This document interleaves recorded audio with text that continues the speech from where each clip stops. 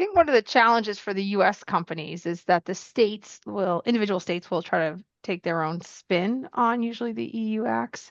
And the states in particular get real, and cities, as we know, New York City, um, have their own flavor. And so, yeah, I see Ben making all the faces. And I see in the chat talking about as it's decentralized, like, do we even need an AI team?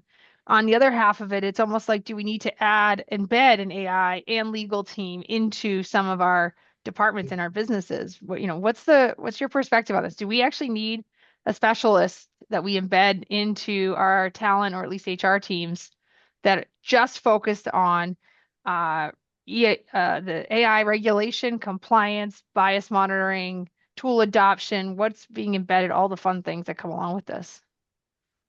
Yeah. So what I'm seeing is, yeah, definitely in central government departments, in large enterprise businesses, for sure at the minute, and also kind of trickling down into the mid market, is this centralization of AI governance, and AI ethics. And what we're seeing is usually it sits under chief information officer.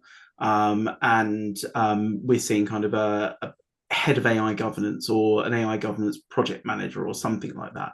And so their role is to sit across the organization. A lot of organizations in the last kind of couple of years have set up AI steering committees and those kind of things, because obviously the whole world has gone AI crazy. So they want to kind of try and centralize it, process, procurement, etc.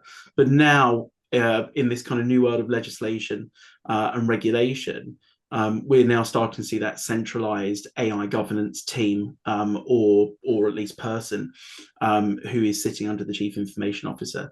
And yeah, and just to kind of answer the questions that are coming on the chat around this, is that absolutely, policy helps control that kind of shadow AI issue.